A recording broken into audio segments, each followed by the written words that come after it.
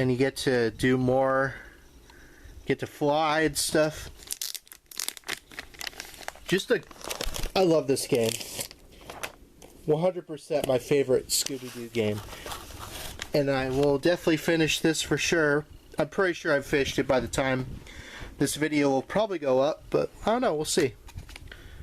There's the manual. I don't have the disc, as I mentioned before. I'm playing it right now. So it's in my Gamecube, so. Yeah, absolutely highly recommend Unmasked.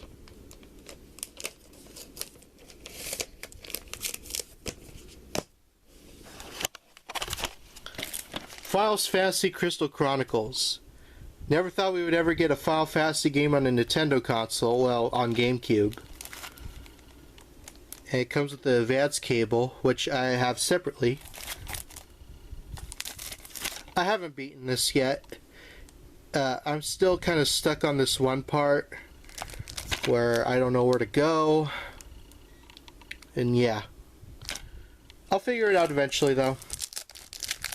As I mostly do with these games.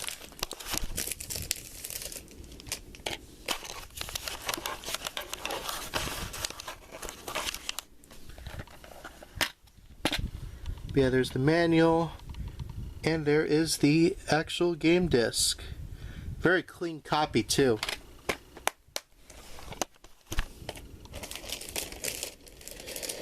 But yeah, it's fun, but you know, like I said, when I'm playing these games, I like to spend so much time on them. Either I am or I am not, you know. Evolution Skateboarding. Konami's attempt at making a Tony Hawk-like game. And of all the Tony Hawk-esque games, this is one of the better ones. I mean, you could play as Solid Snake. This is very good. It even has boss battles. What kind of skateboarding game has boss battles? That's freaking cool. You gotta at least admit that. Yeah, it's really good. I need to get another copy though, because this game's copy's kind of a little worn. But yeah, check out Evolution Skateboarding. It's no Tony Hawk, I'll give you that. Or I'll tell you that, but if you want a different skateboarding game, check out Evolution Skateboarding. Then we have 13. A very, very weird kind of cel-shaded kind of first-person shooter. Almost very comic book-like, too. Pretty good. I haven't beaten it yet, but I heard the ending kind of leaves it on a cliffhanger for another 13 game, and they never made another 13 game. Which I don't know why, but it is what it is. There's the manual, and there's the game disc. I had a friend who really enjoys this game, and I have to say I agree. It's a very underrated game. A lot of these games are very underrated, actually. Some of them are a little overrated, but, you know. Speaking of Tony Hawk, Tony Hawk's Pro Skater 4 on GameCube. I originally had this on PS2, and then I rebought it on GameCube. Very good game. I beat it 100%. Not with the gaps. I mean, I beat it with the gaps on PS2. I haven't beaten it with the gaps on GameCube yet. I need to buy more of the levels and stuff. I'd like to finish this 100%. I will admit, though, that some of the challenges, like the Pro Layer challenges, really did kick my butt. Because I was used to playing it with cheats for the majority of the time I played this. Playing it without cheats, there were admittedly some goals in this game that really truly made me want to pull my hair out. Especially the final 1.5 point combo, or yeah, whatever the point combo you're supposed to do. That drew me bonkers, but I was able to eventually do it. Because it's very, I don't know, it's very stiff compared to some of the later Tony Hawk games. Like, some of the later Tony Hawk games I could do, like, 1,000,000 point combos no problem. But this is, you know, it's a little more difficult. But it's possible. And I had a lot of fun with this one.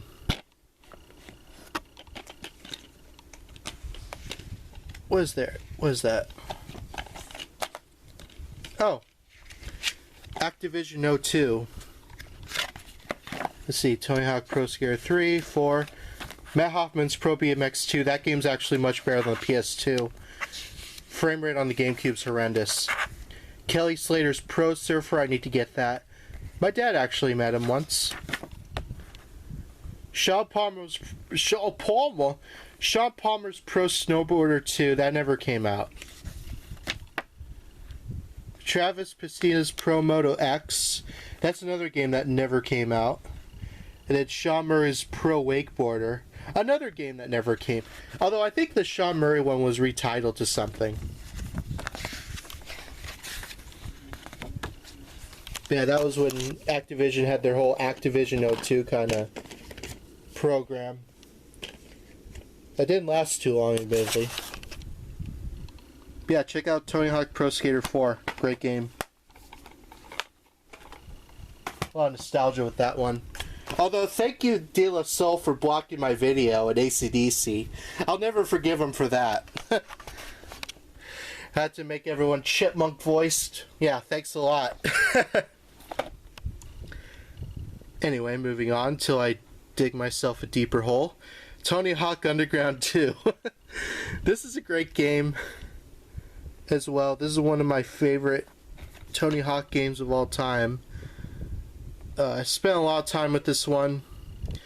Haven't 100%ed it yet on GameCube. I did 100% it on PS2 though.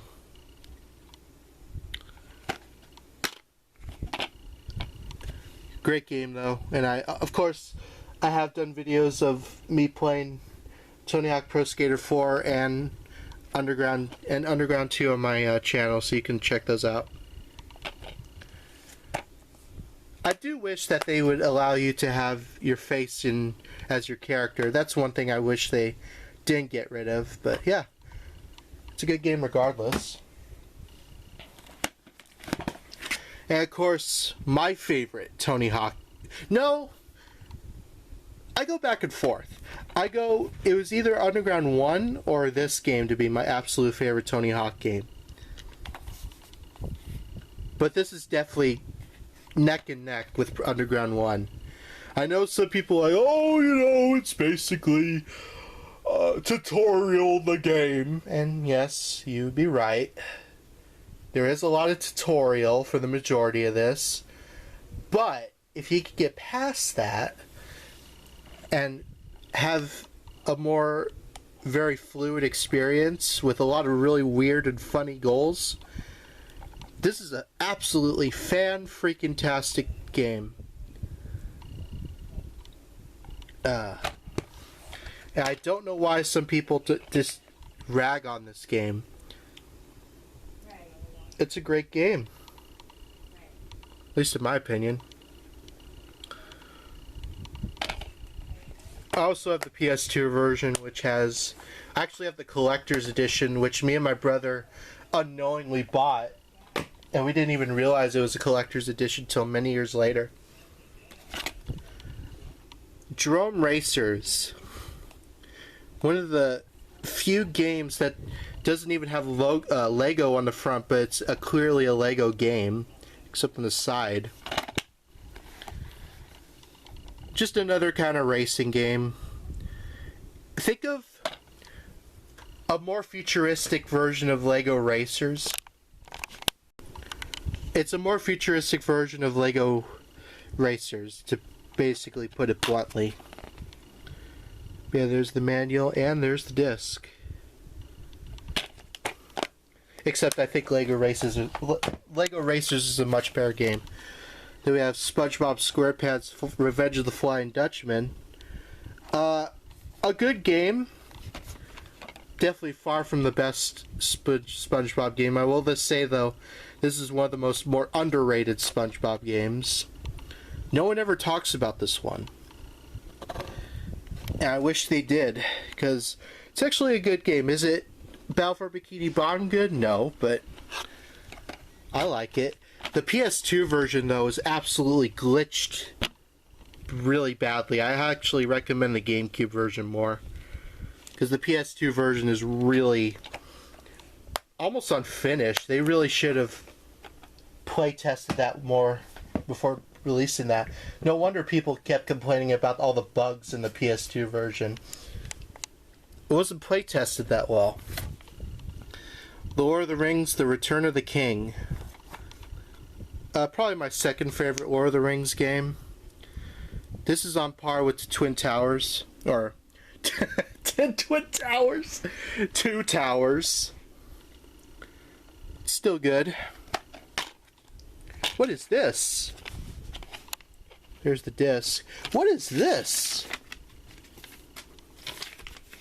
Well, there's the manual. Is there anything else? No. But what is this, though? Final Sale.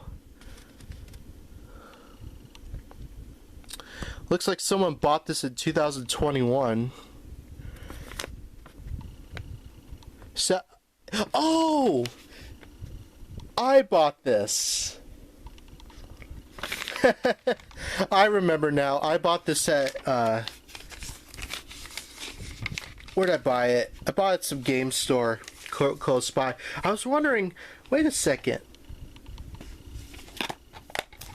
Where's that from? And I was like, oh yeah, I bought that. Fairly Oddparents Breakin the Rules on GameCube. It's not as good as Shadow Showdown, but I still really enjoy this one. Focus camera. And this is when Fairly Oddparents was good, so it's got that going for it. It doesn't have the manual, but it does have the disc. I really wish Fairly Oddparents ended earlier than it did, because the first seasons of the Fairly Oddparents were, in my opinion, really good. After that, it just kind of, I'm just like, Jimmy Neutron was a better show. Intellivision Lives. Got a bunch of television games on the GameCube, which, if you're into very early video gaming, I highly recommend this one.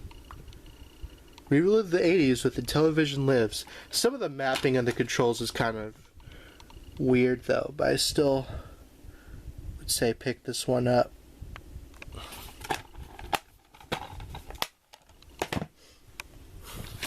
One of the hardest games I've ever played. Megaman Network Transmission. Very, very tough game. I got it for $1 though. Can't beat that. But yeah, once you die, that's pretty much it. So, it's a lot of trial and error. It was released for Mega Man's 15th anniversary, which is interesting, because didn't Pac-Man originally come out in the 80s? Like 87? And this was 2004, so... Wait, was this 2000? Oh no, 2003, okay. I was close, though. It is complete, though.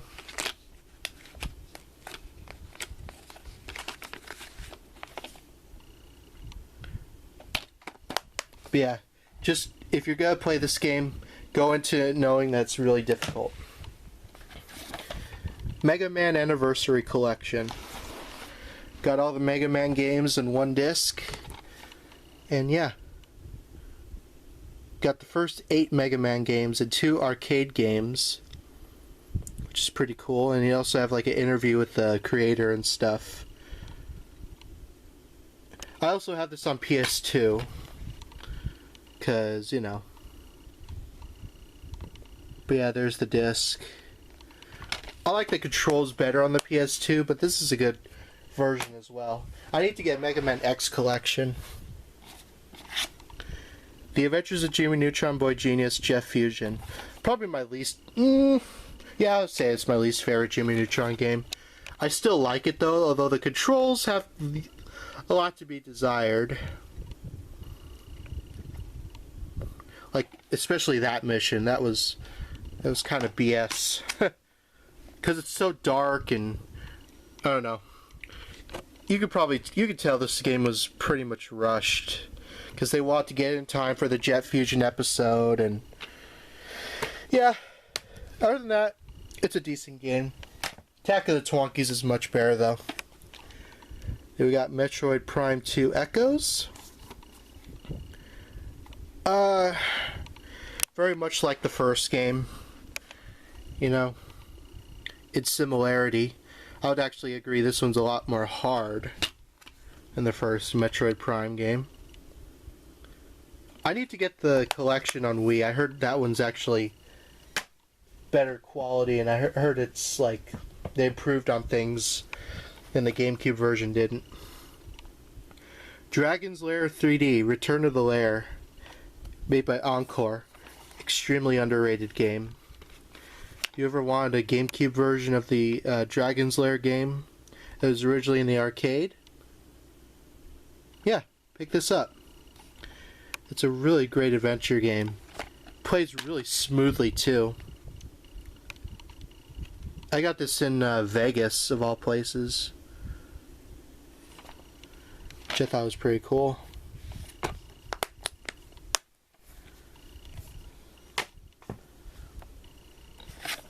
I haven't played this one. I have yet to, though. Carmen Sandiego, The Secret of the Stolen Drums, which I like. Carmen Sandiego, but I haven't played this one yet, though. It was made by BAM. Of course, they made Driven, so I would say this has hopes of being good. I bought this in Arizona. This I know for sure I bought in Arizona.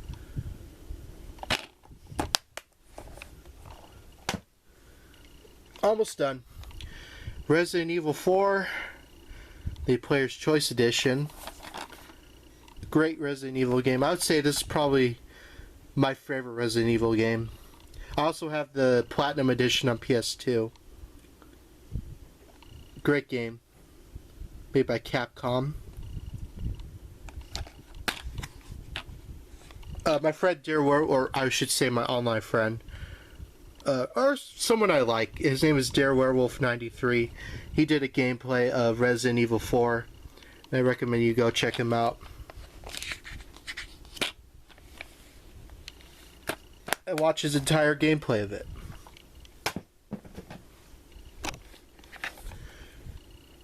WTA Come on. WTA Tour Tennis. It's just a tennis game that was made by Konami at one point. It's not a great tennis game either. It's just kind of... it just exists. And that's really it. It was really cheap though. It was one of the only GameCube games this one store had. So, can't really complain about that. It was a former rental too, by the looks of it. But yeah, WTA Tour Tennis. It exists. King Arthur. Video game based on an underrated movie. It's not the greatest game ever made, but I still enjoy it. If you want a pretty good movie adaptation or a game adaptation of a movie, it's good. I had to play it again though. It's been forever. Back when Konami was actually a good company.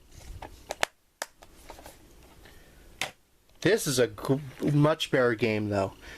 Timesplitters 2. One of the best first-person shooters ever. Way better than the first Timesplitters. This is so much fun. I got this for Christmas one year. And it was one of the best Christmas gifts I ever got. I originally played this on PS2 with my friend Jonathan. And after I played it, I wanted to have a copy of my own, so I got it on GameCube. I don't have the third one though. I need to get that. Does this have anything else? Oh! Another game I have 2 manuals of. Look at that. It's a lot. It's really funny. I don't know how that happened.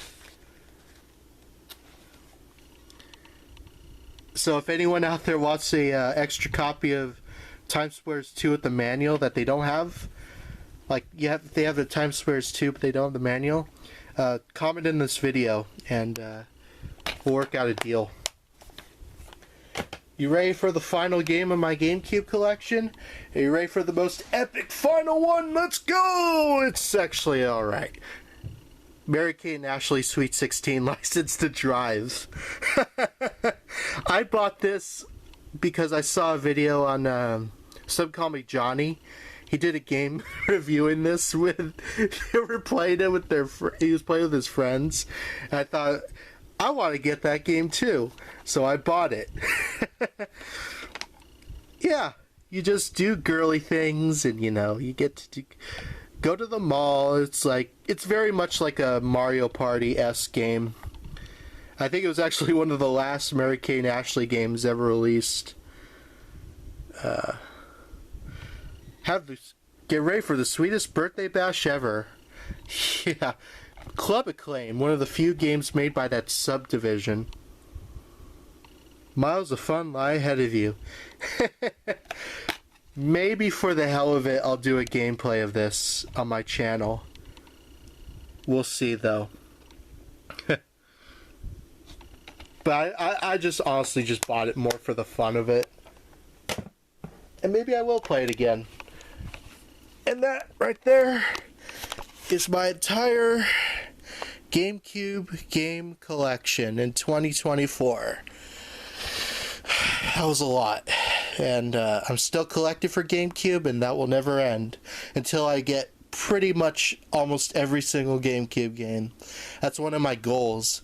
If for any console that I want to get all the games for, it's for the GameCube. And I will definitely be moving on to this, after this, to my Wii game collection, so be on the lookout for that, and thank you all for watching, and I'll see you all in the next video whenever that is. Bye.